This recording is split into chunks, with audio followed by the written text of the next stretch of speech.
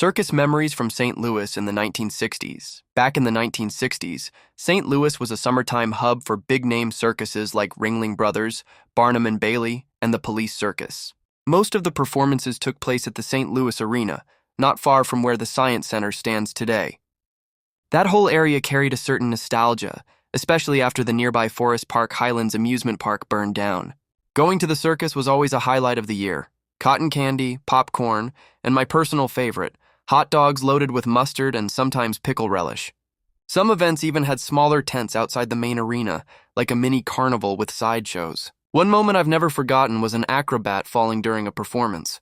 There was no safety net, and although I don't remember which circus or the exact year, it left a strong impression on me. Another standout memory was seeing the Three Stooges live. I'm pretty sure it was at the Police Circus. We had front row seats, and the Stooges stopped by to meet us. Mo picked me up, did his famous pick-any two fingers bit, and joked that I had good luck for the rest of the day thanks to my ruffled red hair. I believed him. The clowns always made a point to play with us, squirting water guns, handing out balloons just to pop them later, and pulling all sorts of silly pranks.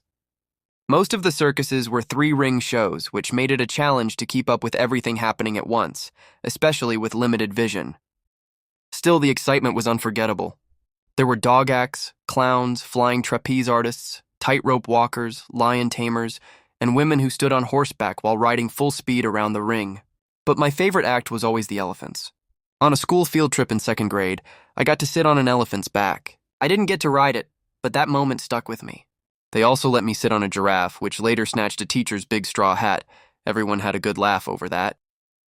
They even brought out snakes to see who would hold them. I did, even though I've never liked snakes. It wasn't until 1999 or early 2000 that I finally got to ride an elephant for real.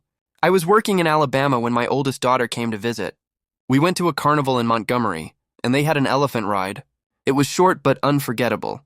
Maybe that's why I've always loved the book and movie Water for Elephants by Sarah Gruen.